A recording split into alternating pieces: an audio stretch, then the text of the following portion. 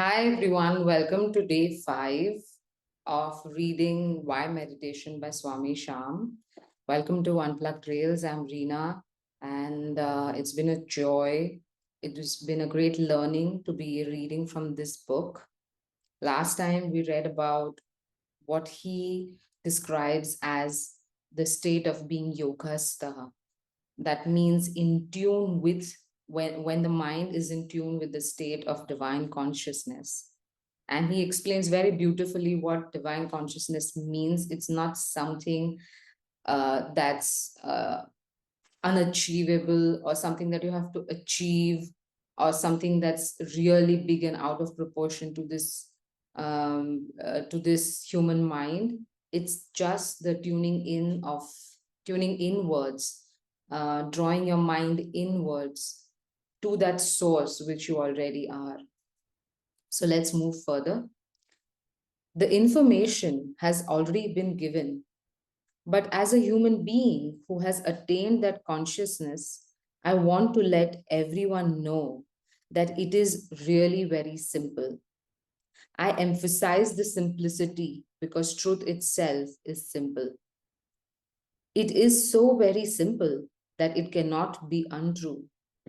The practice of this technique will never bring any undesirable or harmful effects to your mind or body. Rather, this technique will bring you only good. Why do I say that it is very easy or very simple? It is because absolute pure joy is within everyone, and everyone's mind wants to reach it. That God, self, or Anand is within, and the individual mind, which is only a modification of that same being, always wants to merge into it. I'll read again. Why do I say that it is very easy or very simple? It is because absolute pure joy is within everyone, and everyone's mind wants to reach it.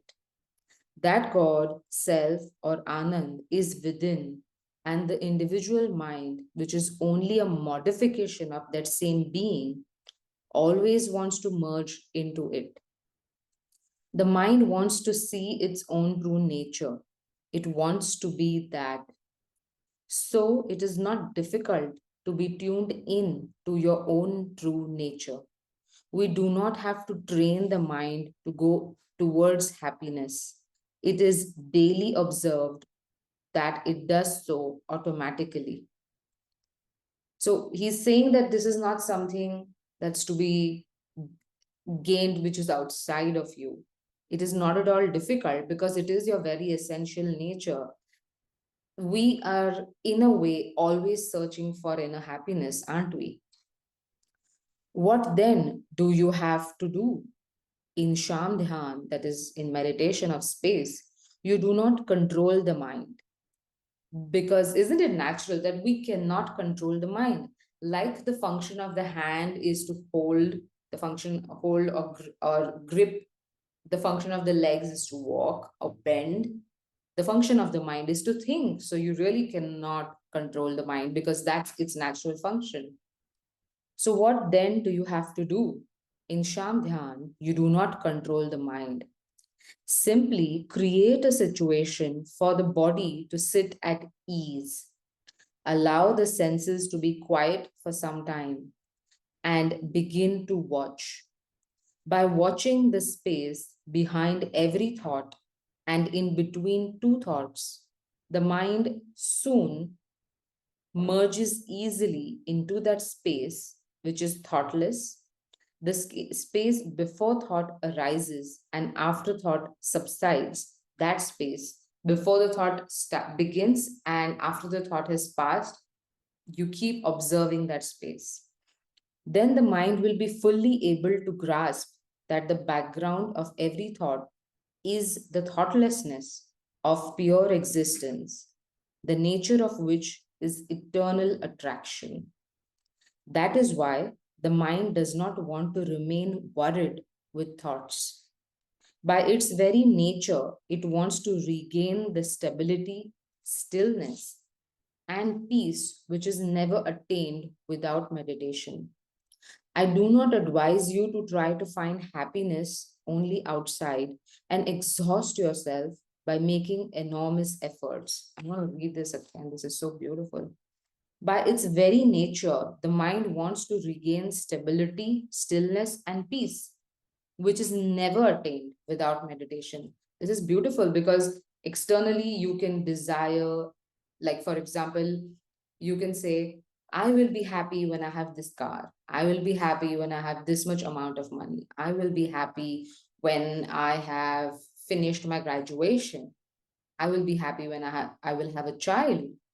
And the moment that has come, that desire has attained, your mind is ready with what next. That's why we have bucket lists, right? That we have 10 to bucket lists. And by the time you're finishing the ninth one in that list, you already have another bucket list of things you want to do. So that happiness, it is endless. You can never have perfect happiness externally by achieving or doing things outside of you. I do not advise you to try to find happiness only outside and exhaust yourself by making enormous efforts. No, certainly not. I have found that happiness lies within. This statement is true. I have verified it. Whatever I am, so you are, and so all this is, on the level of the essential nature. I am aware that whatever you are as form is different from my form, such as my age and my conditions of mind. I do not have any quarrel with the differences in your conditions, qualifications, color, or creed, because I am now aware that all the flowers in the garden are essentially sap. So he's saying the color of the flowers can be different, the shape of the leaves can be different, the time of blooming can be different, the size can be different, but essentially the sap which runs in every flower is the same. The same sap is running through the veins of every plant into any number of petals of all colors. On the sap level, we are all one. But on the manifest level of existence that is outside, we are different because we are different. We have a different gender, we have different height, we have a different face, color, structure, shape of the face, how we look. So I do not ask you to get dissolved into me or my color, my nature, my age, my qualifications, or my conditions. I just want you to know that the very being state of your consciousness and of my consciousness is one being. That consciousness, that source from where all of us are manifesting is the same. On that level of source, we all are one. Know that.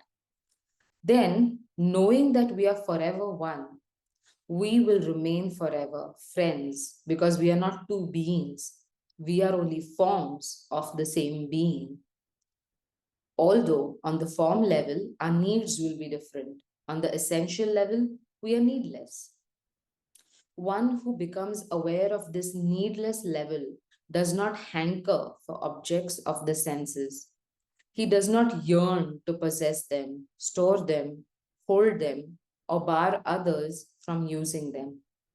I have become aware of this fact.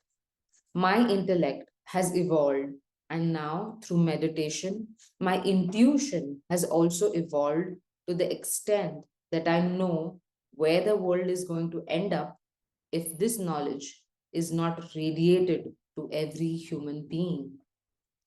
Nobody has to tell me what is going to happen in 100 years. What will happen if the conditions in the various countries of the world remain the same, with prices rising while money and gold resources dwindle, with populations increasing while true knowledge decreases? Every human being will become even more miserable than he is now. I see it very clearly.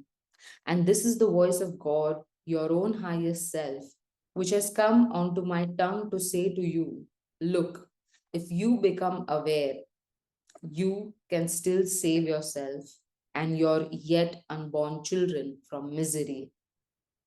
What you have to do is become aware of your own true nature. Until you become knowledgeable, you must know that you are in darkness. And as long as your mind is in darkness, you have no right to create and spread darkness to others, especially to your would be children who are innocent and who do not know what is happening in this world. Therefore, all of you who are listening to me or reading my words, start meditating on your true nature. I promise that you will become peaceful. You will be in harmony with yourself and with others. You will be free from your possessive instincts. You will be free enough to impart all that you have to your fellow beings. You will be capable of loving yourself, your family members, your friends, your world, and the generation which is yet to come. You will plan institutions and create leaders and teachers capable of giving this knowledge to the children of the future.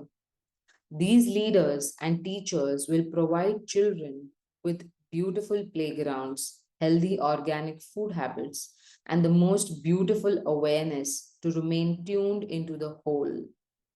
Thus, they will help others and they themselves will live in good health and happiness. All this will be the result of knowing your own true nature.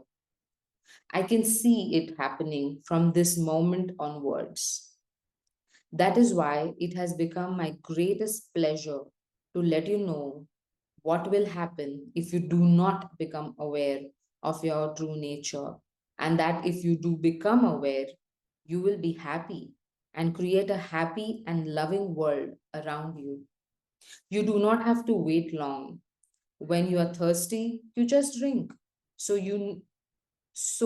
when you are ready to receive knowledge, just receive it. You need not stir yourself for some great training. There is no loss of time involved, for it does not need preparation. Just start. I just love it. He's not saying that you have to achieve something in order to be able to learn about this, because it is your very true being, it is your own self, it is your own nature. And that's why you just have to start to meditate. So beautiful. So I think with this is such a powerful message. Let us stop here for today and see you all tomorrow. Lots of love. I hope this is helping. I would love to read your feedback in the comments. If you have any questions, I would be happy to answer. And please revisit this because I've read it so many times and I still feel the beauty and freshness of it every time I read. So thank you so much. Lots of love. See you.